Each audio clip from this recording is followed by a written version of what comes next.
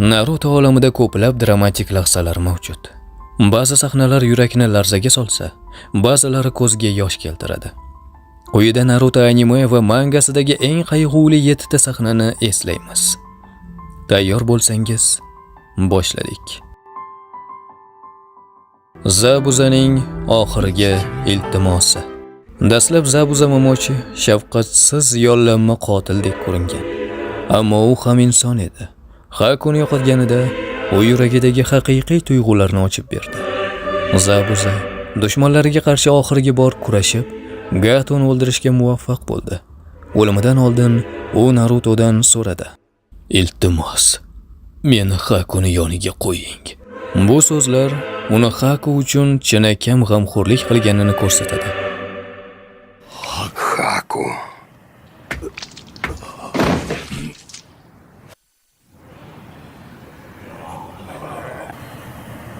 Это последнее мгновение человека, прожившего безумную жизнь.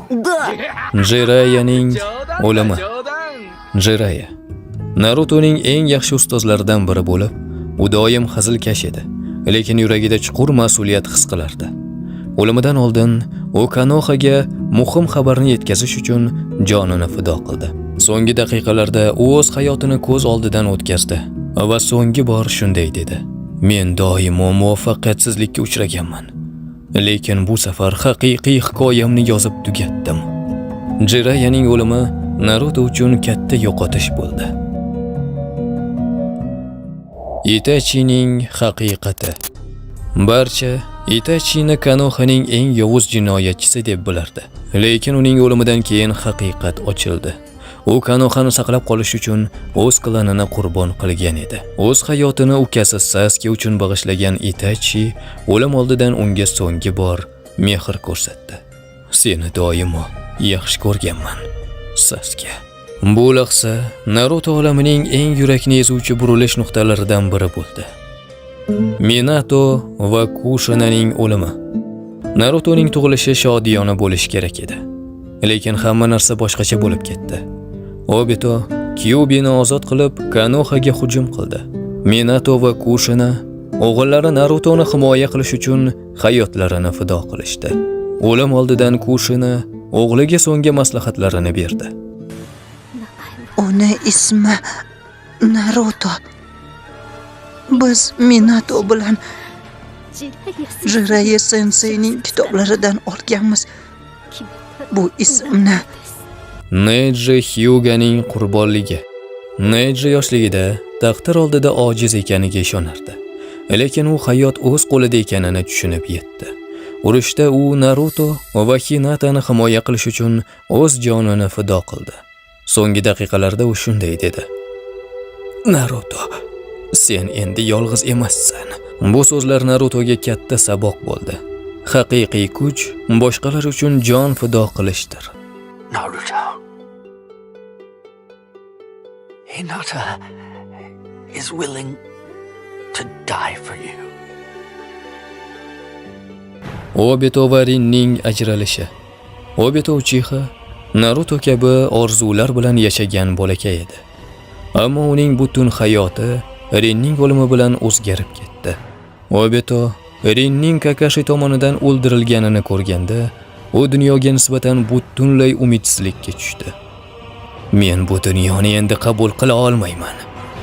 Bu lahza Obitoning qorong'u tomon sari ketishiga sabab bo'ldi.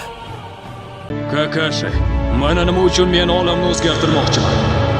Naruto va Iruka o'rtasidagi hissiy lahza. Naruto bolaligida hech kim uni qabul qilmasdi. Iruka esa birinchi bo'lib uni inson sifatida ko'rgan va ota kabi mehr bergan odam edi. Naruto Hokage bo'lishidan oldin Iruka undan so'radi: "Meni ham oilang deb hisoblashga ruxsat berasanmi?" Bu so'zlar Naruto uchun hamma narsadan muhim edi. Chunki u ilk bor haqiqiy oilasini topganini his qildi. Bu lahzalar bizga muhabbat, fidokorlik va insoniylik haqida eslatadi.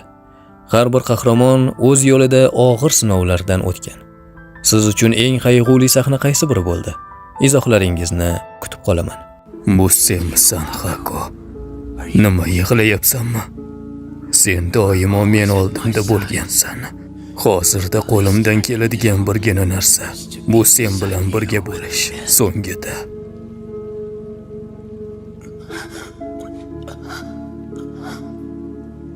Bilaman, buni ilojisi yo'q, lekin sen turgan joyda men ham turishni xohlardim.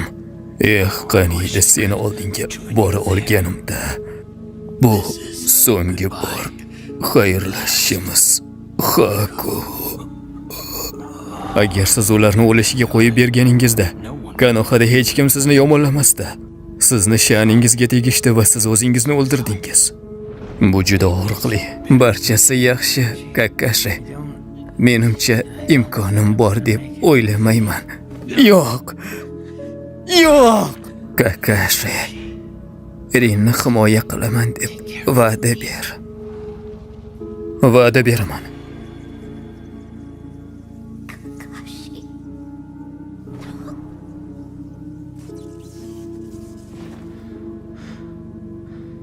Xo'sh. Menimcha bu meni yakunim. Rinni himoya qila olmadim. Senga bergan va'damning ustidan chiqa olmadim. Meni kechir iltimos. Obito. Rin. Sensei. Bolakay Jiraiya jang maydonida halok bo'ldi. Nimalar deyapsiz? La'nati.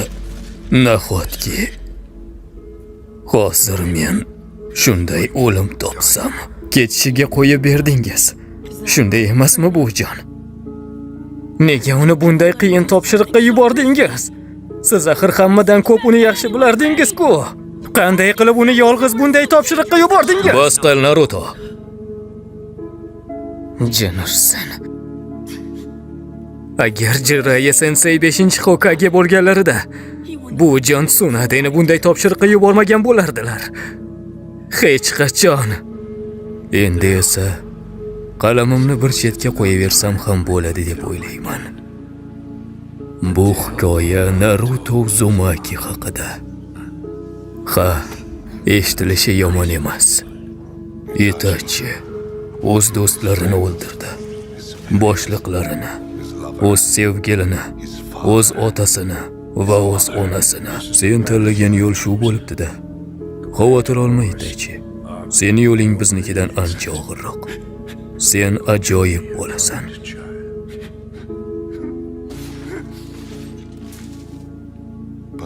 Lekin u o'z ukasini o'ldira olmadi. Meni kechir, Sasuke. Lekin bu yakun.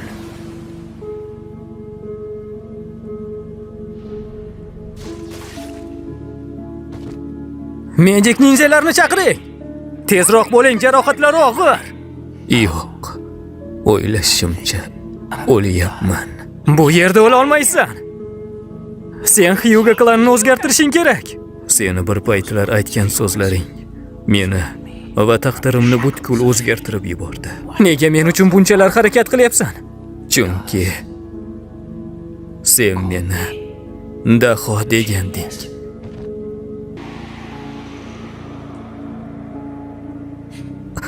Naruto, hali juda ko'p narsalarni senga o'rgatmoqchi edim.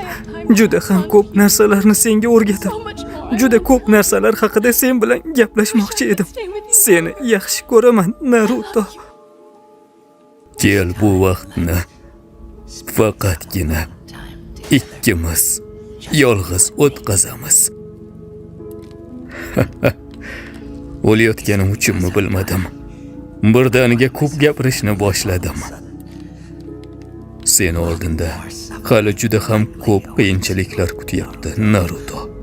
Lekin nima bo'lganda ham hech ham taslim bo'lmasdan faqat olg'a yur, Naruto. O'zgarma, Naruto. Menga bir paytlar aytganding. Aytgan so'zini ortga qaytib olmaslik. Bu sening ninja yo'ling. Hali ham shundaymi? Shunday.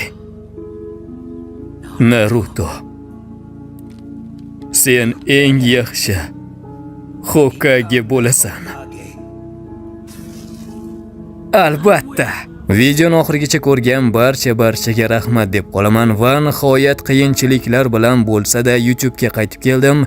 Endi tez orada Obito Madara Itachi haqidagi videolarni kutib qolasiz degan umiddaman.